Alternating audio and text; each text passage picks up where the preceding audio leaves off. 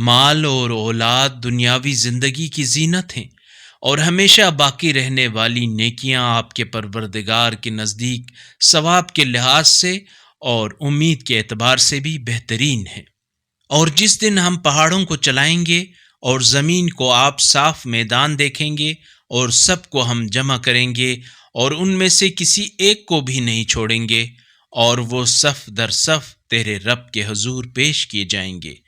تو اللہ تعالیٰ ان سے فرمائے گا، تم اسی طرح ہمارے پاس آ گئے ہو جیسا کہ ہم نے پہلی بار تمہیں خلق کیا تھا، بلکہ تمہیں تو گمان تھا کہ ہم نے تمہارے لیے وعدے کا کوئی وقت مقرر نہیں کیا ہے۔ اور نامہ اعمال سامنے رکھ دیا جائے گا۔ اس وقت آپ دیکھیں گے کہ مجرمین اس کے مندرجات کو دیکھ کر ڈر رہے ہیں اور یہ کہہ رہے ہیں، ہائے ہماری رسوائی، یہ کیسا نامہ اعمال ہے۔ اس نے کسی چھوٹی اور بڑی بات کو نہیں چھوڑا، بلکہ سب کو درج کر لیا ہے،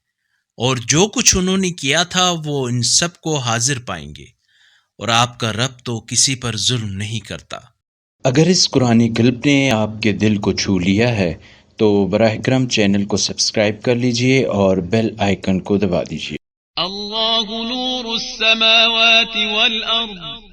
اللہ آسمانوں اور زمین کا نور ہے۔